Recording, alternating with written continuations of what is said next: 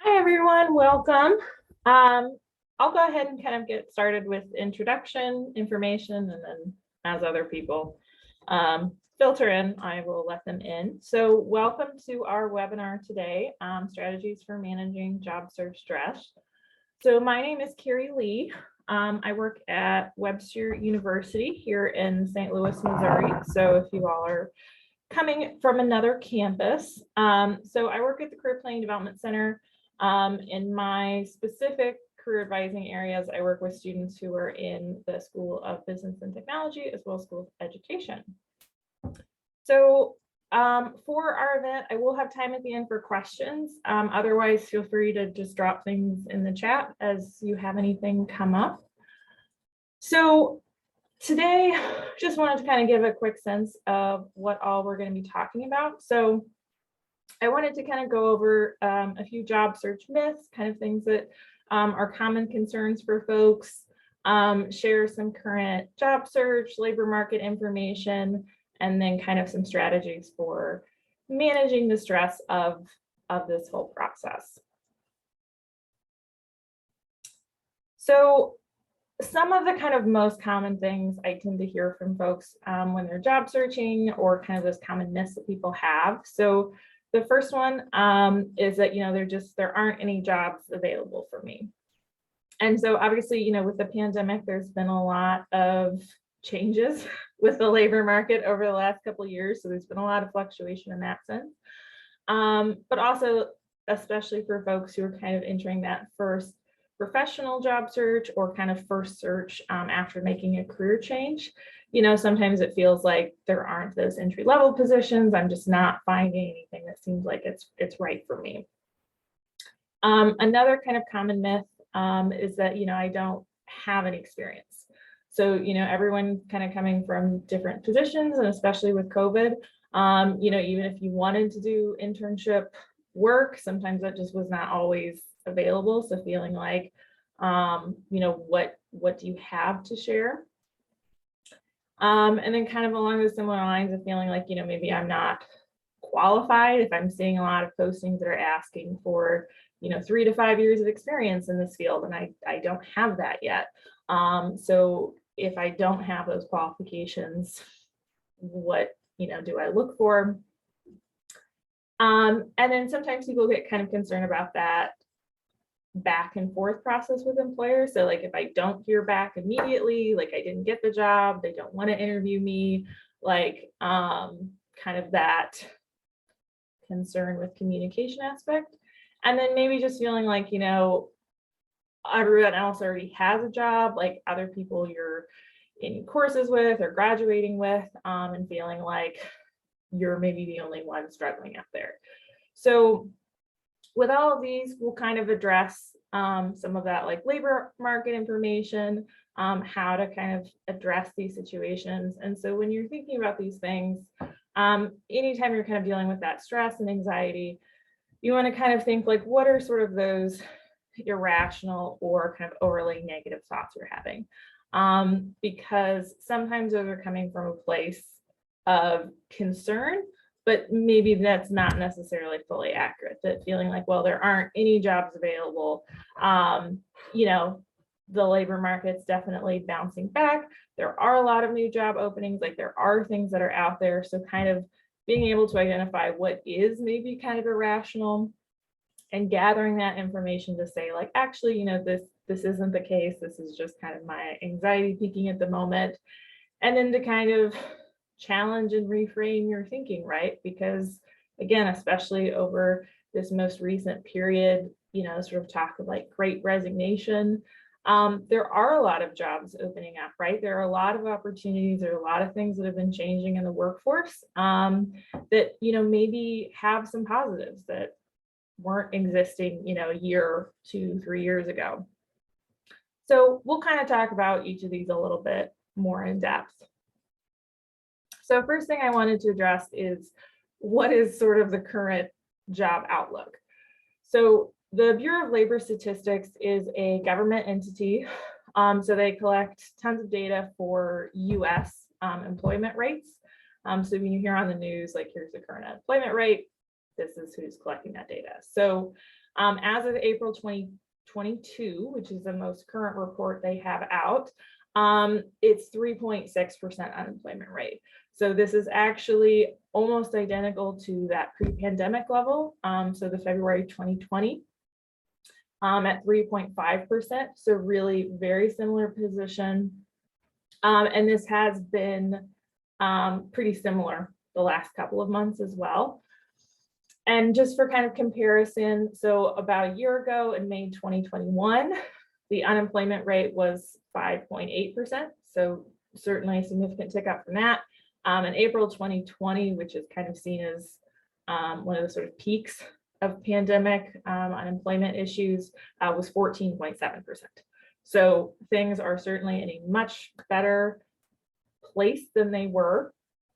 And these are just kind of their classifications for different types of roles and careers across the US. So anything that's not kind of taking place like farm, agriculture, the overall employment rose by 428,000 jobs in April of this year. So those biggest gains were happening in leisure, hospitality, manufacturing, transportation, and warehousing, which makes sense as some of those areas like kind of the hospitality are coming back to a little bit more pre-pandemic levels. And with things kind of like supply chain logistics, that's obviously been a hot topic, a lot of jobs in those fields that are coming up.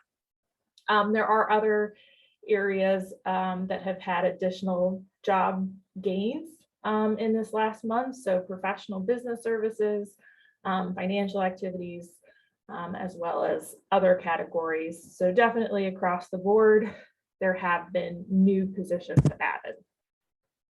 And while there certainly has been inflation, the average hourly earnings have increased by 5.5% over the last year. So that is of some positive note as well. So certainly there are jobs out there. And then another source is the National Association of Colleges and Employers.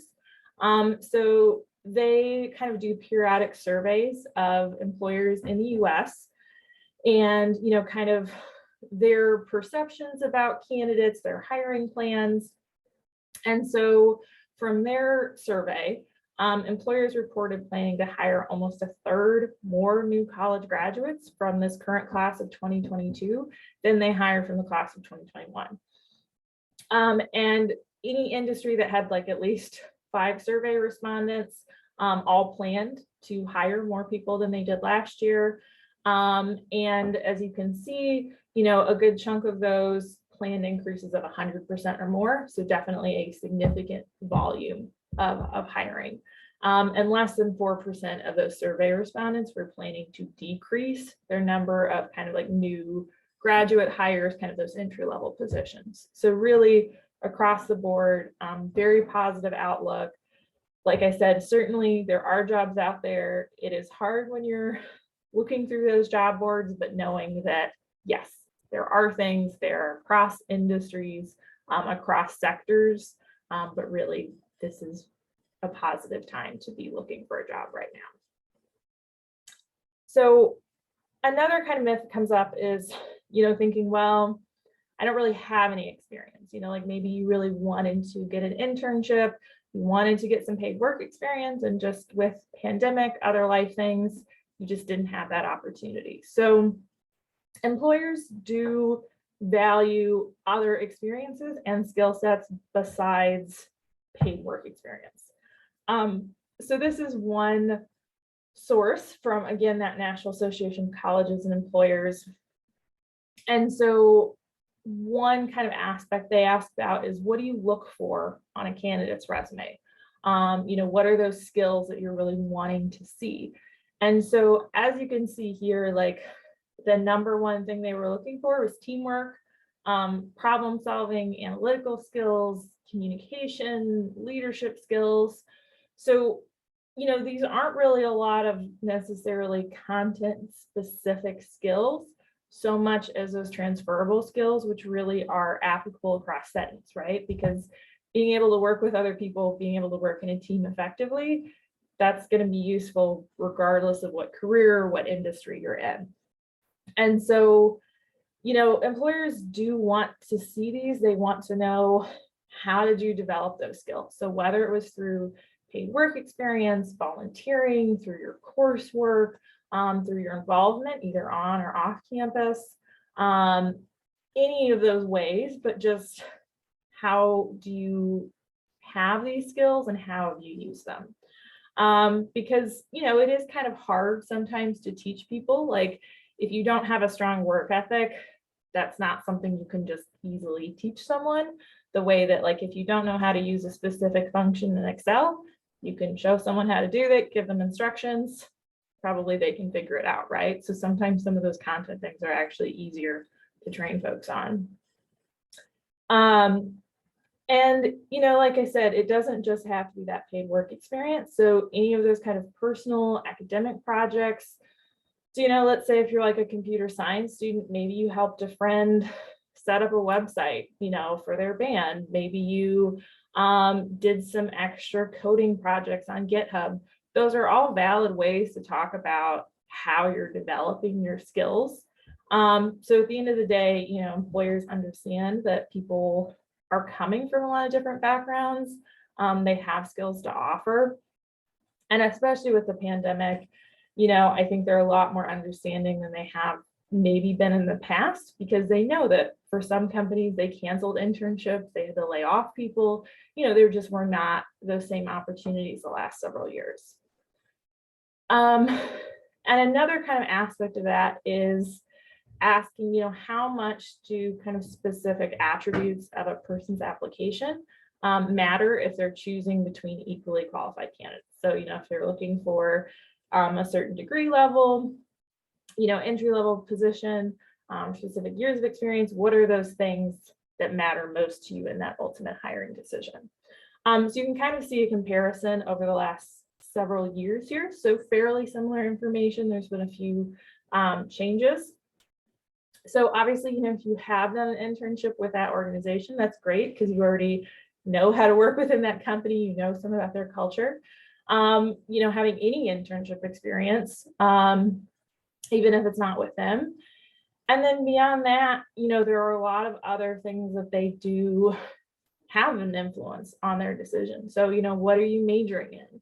Kind of what coursework have you had? Have you ever held a leadership position? So that could be, from student organizations on campus, volunteering, other means, and then just any general work experience. So whether or not it's related, but just being able to show that you have that level of professionalism, you're able to work in an environment with others, extracurricular activities, also somewhat of an influence for folks, having that kind of high academic achievement.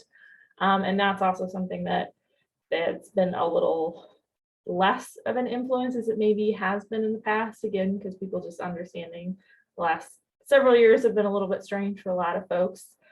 And then that other section at the bottom, you'll see those were just things that were kind of more specific to that field of work or sort of their passion for that field of study. So that was sort of one of the other quantifiers that really mattered to folks, right? Which makes sense that if you want to hire someone, you want to hire folks who care about what you do. They want to learn, they want to continue to develop. So, whatever experiences you've had, understand that you have something to offer, that you have developed these skills in a variety of settings. And so it's just about you being able to articulate that to someone else, right?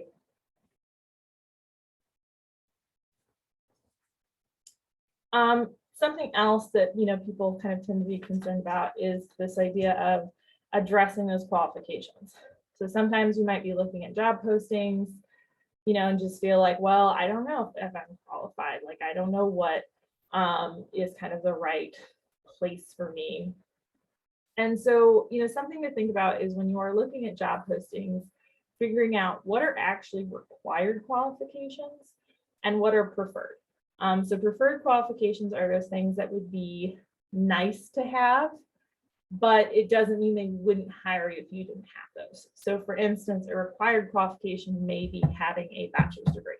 So like HR processes, like they cannot hire someone who does not have a bachelor's degree by the time they start the job. But preferred qualifications would maybe be things like, oh, you know how to use Adobe Photoshop, or your experience using Hootsuite or Constant Contact for marketing purposes.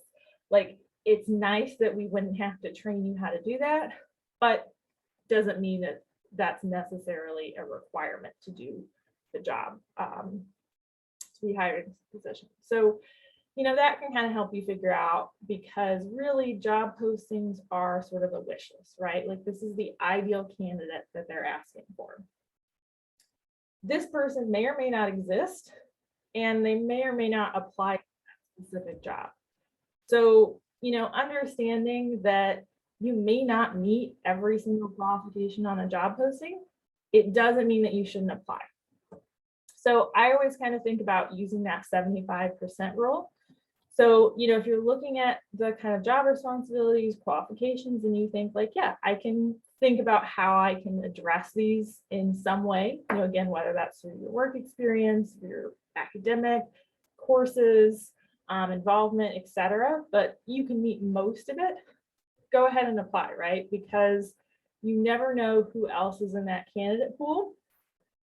And, there may be some things that they're willing to be a little bit more flexible on. If you're the right candidate, you're a good fit for that position. So don't feel like you have to meet 100% of the qualifications, because that's actually been studied. So for instance, like, women tend to not apply to positions unless they feel like they meet every single qualification more frequently. Versus men tend to apply when they meet like 60% of the applications. And you don't know what's going to happen if you don't apply, right? So that being said, just kind of think about how reasonable it is. So for instance, if they're asking for 7 to 10 years of experience and you have 2 years of experience in the field, I don't think it's worth your time to put in an application, because that's far enough off from that qualification, right? That like, it's not really going to make sense for them to hire you, because they're looking for somebody who is more experienced in that field. If they're asking for like 2 to 3 years of experience and you're a new graduate, go ahead and apply. If you're meeting the other qualifications, just see what happens. Because really, from an employer perspective, like I said, this is a wish list. It doesn't necessarily mean they're going to have that, especially for particular companies, particular industries that these days maybe you're having to search a little bit harder to find applicants. So, they just want to know oftentimes that you have some kind of base level professionalism, right? Like, if you've already had another job, they know that you can work in a professional environment, that you know how to do some of those basic things, right? They feel a little more certainty than somebody who's maybe never had that work experience. So from them, that's often why they have that like 1 to 2 years of experience. Doesn't necessarily mean they wouldn't consider you if you're a new graduate, but just it's a way to kind of like narrow out some people. So if they do have a lot of applications, that is something that they could use to narrow down candidates. And like, if they don't have to train you as much, that's great. That's less time and effort and money for them to do that.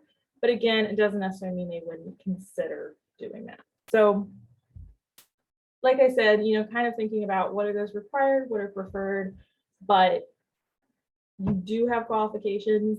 It is honestly not that common that people will say, you 0 experience, 0 skills required for a job. Like, that is not something you're probably going to come across too often in terms of entry-level positions. But it doesn't mean it's not entry level, like I said, if you're kind of sticking to that more like under 3 years, sort of a rule of what they're looking for.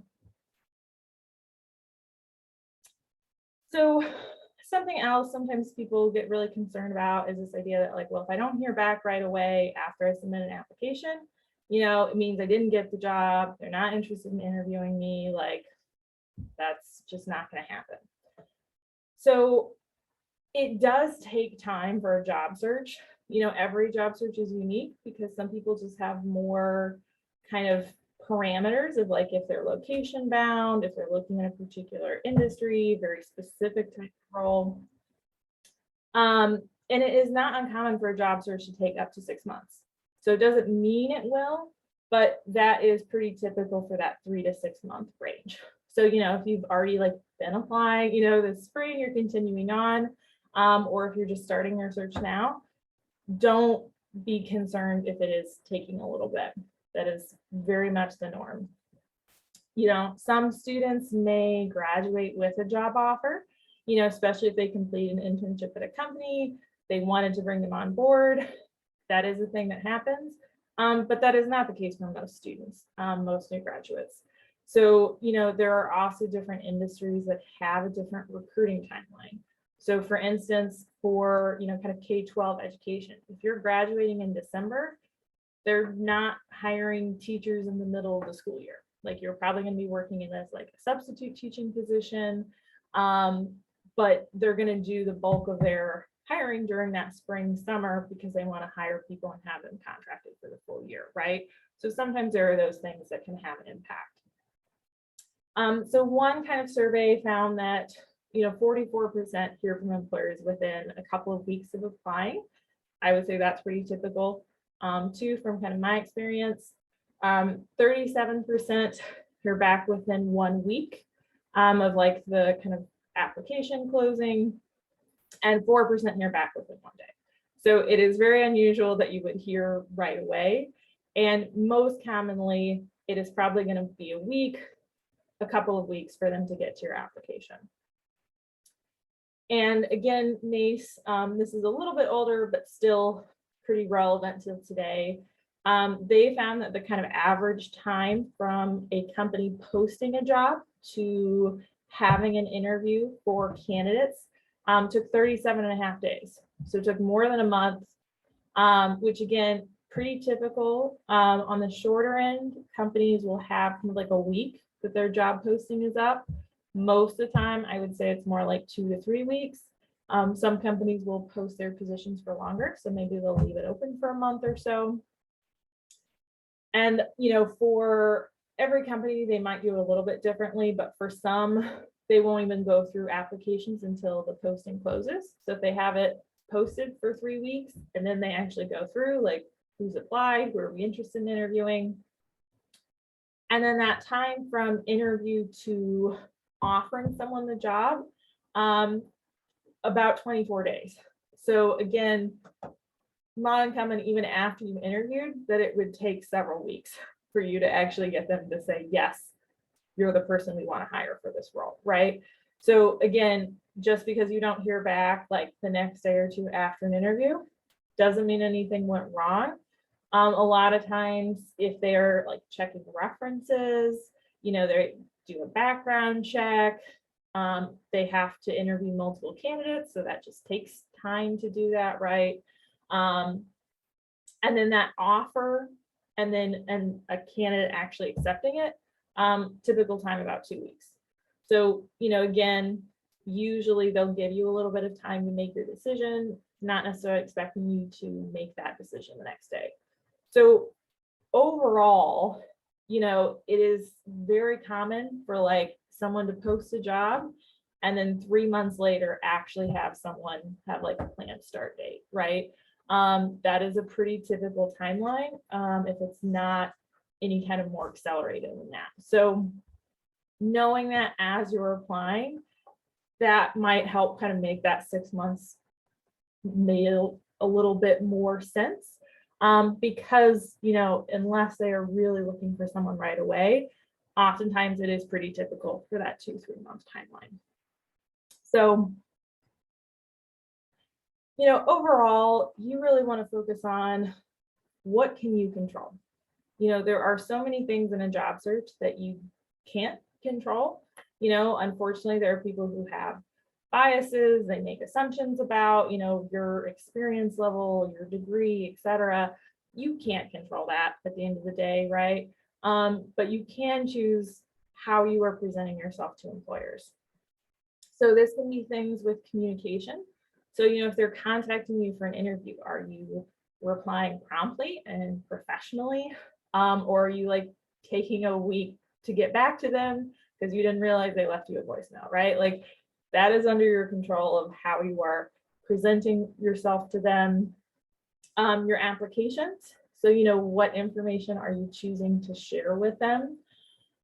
With your resume and your cover letter, all of those things that you can control. So, if you have like inconsistent formatting on your resume, so like one section header is bolded and one section header is underlined, like that's something that you can easily fix, right? Like you can't make up experience you don't have, but making sure that your resume is really easy to read. There's no typos, it's consistently formatted. All of that most important information is at the top, right, for them to read first. Like those are all things that are within your control.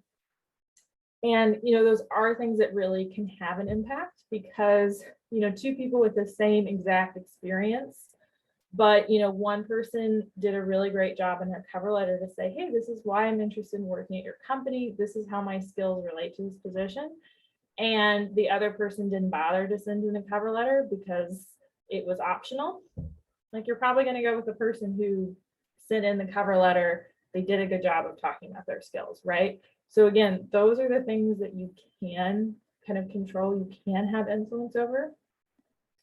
And with interview, like you are never going to be able to anticipate every question they ask you. Sometimes they just will ask you strange things.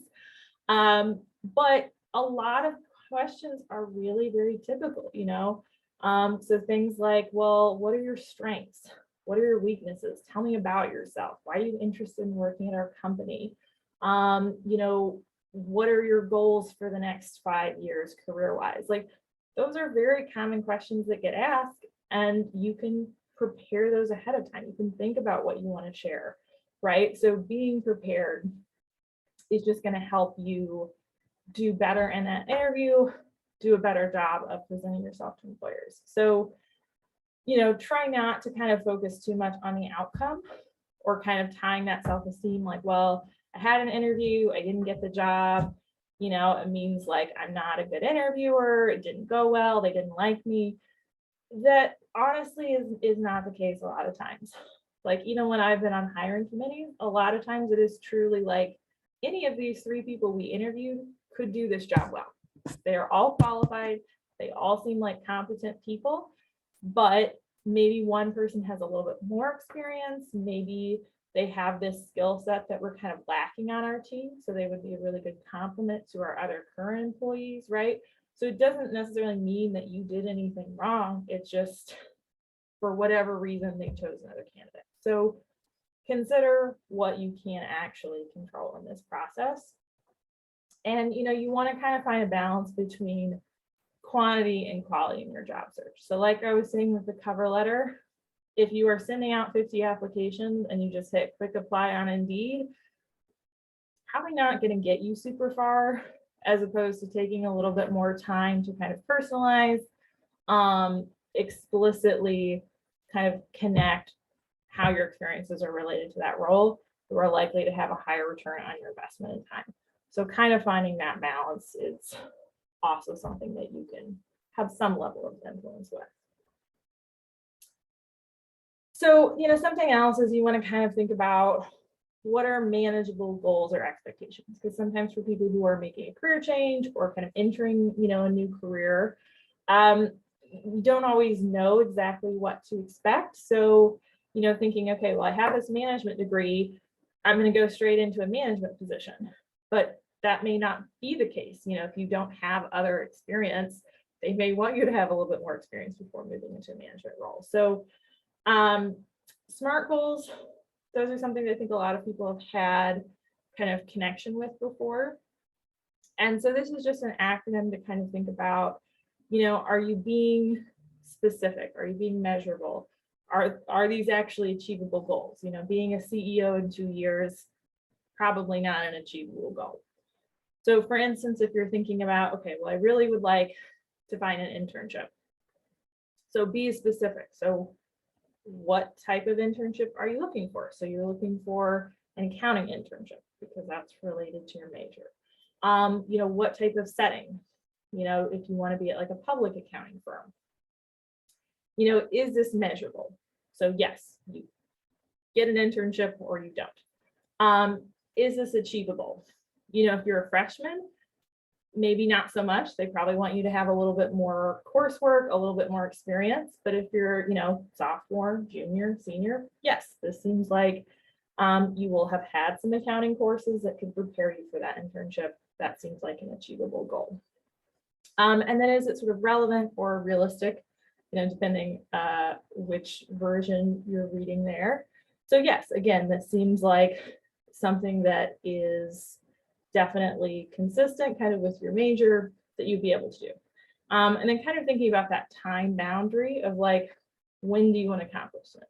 So you want to have an internship during your junior year, or during spring semester, because that's a common time for a lot of account internships, right? So thinking ahead, kind of planning out these goals. Another kind of method, if you feel like SMART goals are maybe not the way you like to think about things, is something called WOOP. So what that stands for is kind of wish, outcome, obstacle, plan. So a little bit more condensed version, but thinking about, what is that wish? So what's kind of a meaningful, feasible wish or goal that you have? So similarly, being able to find an accounting internship.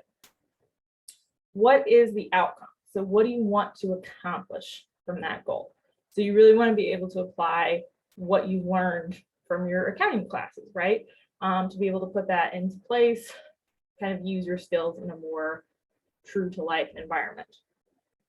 And then what is an obstacle? So what kind of internal thing might prevent you from accomplishing that? So, maybe you don't feel super confident about your skills, or you're like, well, I haven't really used any of these software programs. Like, I don't feel super comfortable with that, even though that's something that they're asking for in the job posting.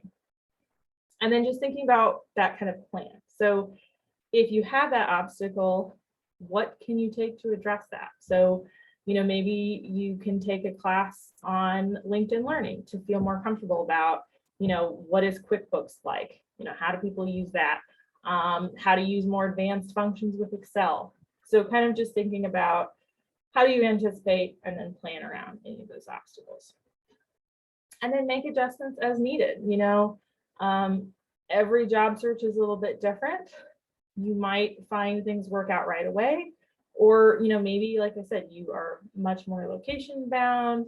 You're looking for something very specific. If things aren't working, maybe you need to take a step back, kind of reevaluating. If you're not getting interviews, like, okay, there could be a lot of reasons for that. So what are adjustments you might need to make? What are resources you need to find to help you overcome those obstacles? And then, organizing your process. I know this seems like such a silly thing, but whatever methods work best for you. So if this is like a notes app on your phone, having this in your OneDrive, having like a paper notebook, whatever it is, figuring out how do you keep track of your job search applications and notes about those jobs, right? Because I can say, as I'm sure everyone else has, you start out feeling really organized and you're like, okay, I've got my resume together, I'm ready to go. And then you start changing things from one, and then you have this like final resume version, final resume version, updated final version. And then you're like, which is even what I'm looking at? What was the last thing I edited? If you're taking notes, like maybe you had an employer call you to set up an interview, they shared some information, so you wrote down on whatever post-it was closest to you. Like, take the time to kind of put those in one place, make sure all of that is together, because that will make your life so much easier. And when you are preparing for things like interviews, so you're thinking about some of those common questions, like, tell me about yourself, what are your strengths. If you're doing that internal prep work, you write out some notes. The next time you have an interview, you just go back to that, right? Like, you don't have to restart that process. Save yourself time. If you have an interview and you're like, man, they asked me this question, I did not know what to say, like I was really thrown off, jot that one down. So that's something that you can think about for future. Don't just kind of say like, oh, yikes, moving on for that. Like, keep all of those notes together. It will just make things a lot more streamlined. And then, try to avoid comparisons where you can. Sometimes feeling like, well, everybody else already has a job, or, it is a good labor market. There are jobs out there. So, if I can't get a job, what does that say about me compared to other people? And just remember, people tend to present a much more polished, positive view of themselves in public or on LinkedIn if they're sharing, job search updates and things, because it doesn't necessarily mean that that is their dream career, doesn't mean that job is perfect if they're sharing something about that. And everyone experiences challenges. Like the first either kind of job as a new professional or when you're kind of making a career change, that first job in a new industry, that is the hardest, like by far, to just kind of get in the door, get into that first role. So don't feel like you're alone or you're the only one having issues. And, every job has pros and cons, especially when you're starting out. It can be hard if you're feeling some of that kind of FOMO, like fear of missing out, like, well, is there another better job? Is this a good position? Are there other better, worse things out there? Probably yes to both, right? Like nothing is going to be perfect. You cannot predict everything. So just think about what is most important to you, right? So what are the things that are going to have a most direct impact on your satisfaction, lifestyle, and kind of go from there. And, just be kind to yourself. Like, I don't think anyone enjoys job searching. I work with career development. It doesn't mean I don't find editing my own resume stressful. This is something that everybody goes through. So, make sure that you are being kind to yourself, kind of thinking about things as positively as you can. And then again, try to kind of avoid spiraling those like what ifs. Because if you're kind of catastrophizing, like, okay, I had this interview, I just was not anticipating those questions. They were asking me things. I feel like I did really terribly. I didn't know what to say. Yes, that's unfortunate, but how important is this in the scheme of things? Like in a couple of days, yeah, you're probably still going to feel a little like embarrassed, or a little uncomfortable about that. But in like 5 months, I don't think, this is really going to matter if you messed up one interview, right? Or, like if the worst did happen, how would you handle it? If you don't get one job offer, it doesn't mean you're unemployable, right? So try not to kind of like spiral down into that path or sort of overgeneralize things. Not doing well at one interview doesn't mean that you are bad at interviewing. It doesn't mean that that has anything to say about other future interviews.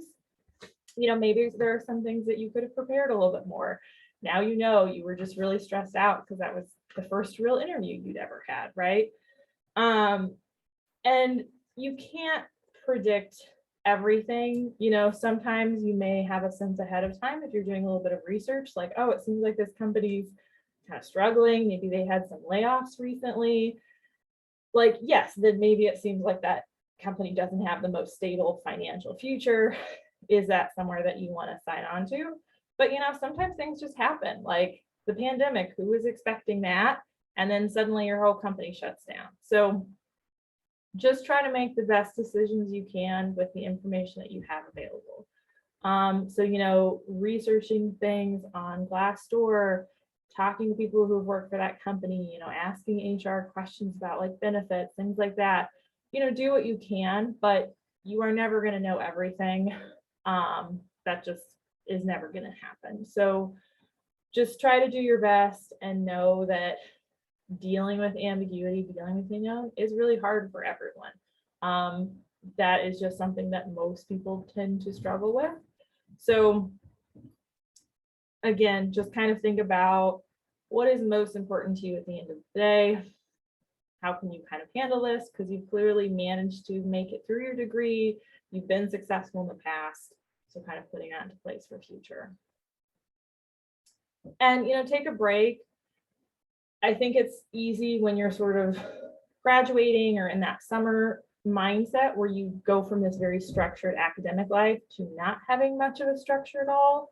So, set up time. So whatever it is for you when you get your best work done. So if it's like, okay, I'm gonna, apply to jobs in the afternoon.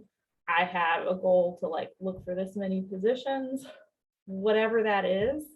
But to kind of set aside that time, because if you're just sort of like haphazardly looking at things whenever, it is much harder to kind of separate yourself from that stress. So sort of having a little bit more of a schedule, staying connected with your support system, making sure to give yourself time to do things that help you de-stress, that help you feel at your best. Because if all you are focusing on is job search, that is all you're thinking about 24/7, it's not really going to help you be in a good mindset, right? So it is okay to give yourself permission to not think about it every second of the day, to have those times for when you're going to work on it, when are you going to do those other things. And, if you're feeling overwhelmed, like I said, honestly, that is not unusual. A lot of people get stressed out with kind of job search. So, come talk to us. We're happy to help you out. So, like I said, I'm one of the career advisors here at Career Planning Development Center. You can set up an appointment with me through Handshake or with one of my other colleagues. We also have a variety of career guides. So if you're just, scrolling at 11 o'clock at night and you're like, I don't know how to write a cover letter, they're asking for this, I haven't ever done this, any of those common job search topics, we have examples, we have information on our website or connections if you're still in the system, kind of as current student, recent grad.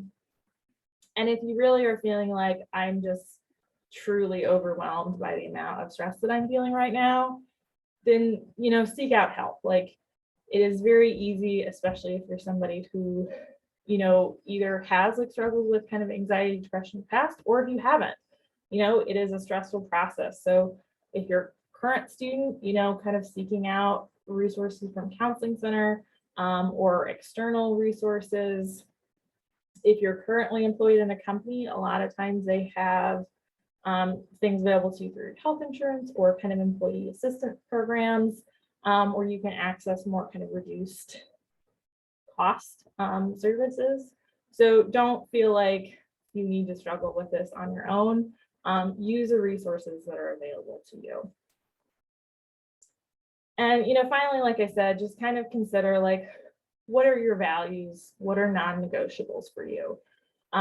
Because that's going to kind of help you stay more focused of, if you get a job offer from a company and, it's commission only sales position, like, okay, there's not so much security with that. That's a hard no for you. Like, that's okay. Knowing that, and then knowing like, okay, if I need to have kind of a particular salary for, my life needs, whatever, just figuring out what that is for you. And then kind of thinking about, what have you learned from these experiences? Because, most people, you're going to have multiple jobs in your lifetime. Most people switch careers several times these days. So this is not the only time in your life you're going to have to job search. So like I said, having that kind of organization, taking notes, having those things prepared, it's just going to make your life easier in the long run. And, we all learn. I was not, a perfect interviewer the first time I interviewed either. So don't give up, just keep persevering. It only really takes that one yes. Even from my own experiences with hiring, for instance, at a previous job, I had somebody who, she was great. We hired her. She had 3 other jobs where they told her she was the second choice. And they're like, you're great. We would love to hire you. This other person just has more experience than you, but like, if we ever have another job opening, please apply. We really liked you. And so I know for her, it was like finally getting hired with our office, because it felt like I kept being in that second place, right? Where again, doesn't mean she was doing anything wrong, just that there were other people in this pool. So keep persevering. And like I said, we have resources on our website. Appointments if you want to kind of talk more individually about your application materials, interviewing, job search, etc. So, If you have any questions, feel free to drop those in the chat. Just unmute yourself and talk, and let me know.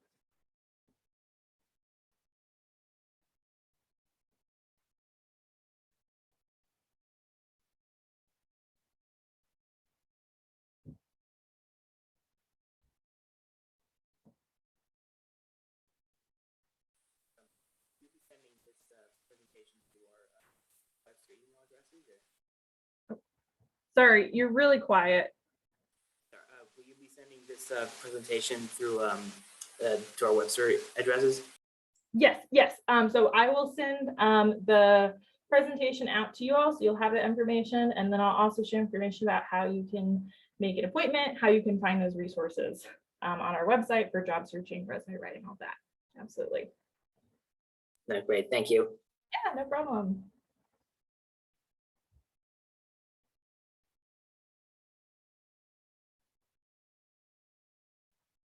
Any other questions? Job searching for the moment.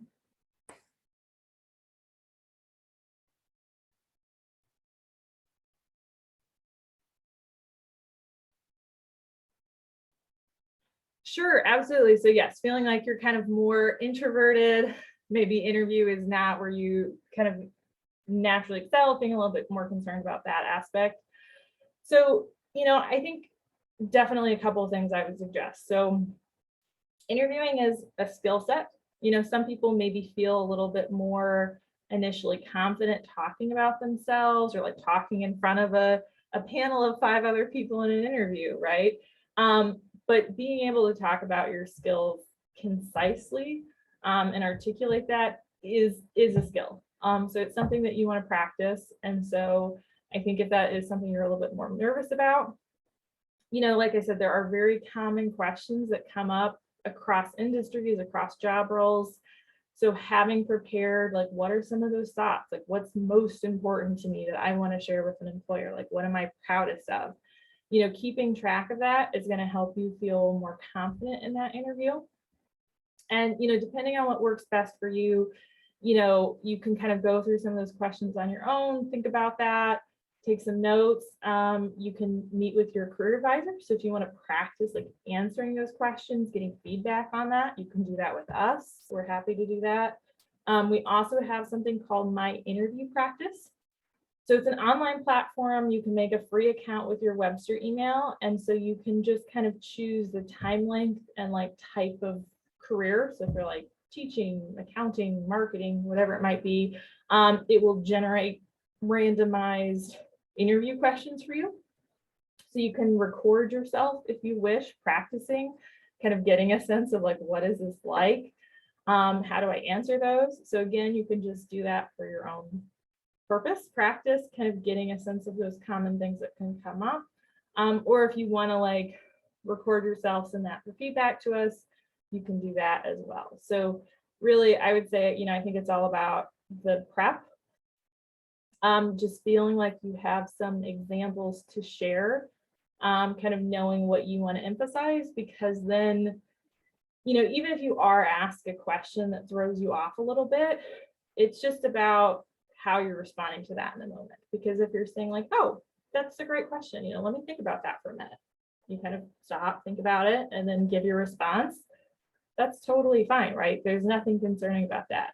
If I'm asking you a question and then you just get deer in the headlights and you don't know what to say, and then they're like, well, do we need to repeat the question? Do you want to move on to the next thing? Do you have something to say? That's a little bit more awkward, right? So just practicing some of those responses, so again, they're kind of top of your mind, if you do get thrown off, or if you need to kind of re-clarify things like that. So hopefully that helps a little bit. Absolutely, yeah. And I would definitely encourage you, like I said, whether that's like doing it online, kind of on your own, pressing with us, but the more you do it, the more comfortable you are going to feel with interviewing. And, the other thing to think about is really interviewing is a two-way street. Like, obviously you want to get the job, you want to impress them, talk about your skills, but also you want to get a sense of what are these people like? Do you want to work with these people 40 hours a week for an extended period of time? Because, sometimes you might realize like, actually, this is not seem like a great environment. Like, this is not where I want to be. And, interviewers want you to be successful. Like, the best thing as an employer is when you have multiple people who are all competent, they could all do the job, they all did well in the interview, and you just pick which one seems like the best fit for you, right? Like, that's the ideal scenario. You don't want people to be uncomfortable. You don't want people to like not do well in an interview. So they're also wanting you to do well because they want to know more about you. That's why they offered you that interview in the first place, is because they want to hear about yourself. So, kind of keep that in mind too. And, you're the only person who can talk about yourself. Like, if you don't share something with me, or like you don't talk about your strengths, how am I going to know that? Right. So sometimes people could that concern of feeling like, well, I don't want to brag, maybe I feel uncomfortable, like I don't want to come across as arrogant, but just thinking about kind of factually sharing, like, this is what I've done. These are things that I've, done in the past, or accomplishments that I have, because like I said, you're the one that can really share that with other people. We are open during the summer. So, we may be closed here a day or two here or there with holidays, but otherwise we're here, Monday to Friday during the week. So feel free to reach out. And like I said, I will send a follow-up email in the next day or so, just kind of with all that information, so you have it. Or if you want to ask any other questions of me, things like that, you can definitely do that. No problem.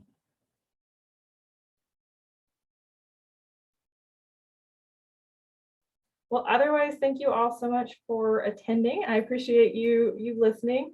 So like I said, feel free to reach out if you have any other questions. And otherwise, I hope you have a great rest of your day.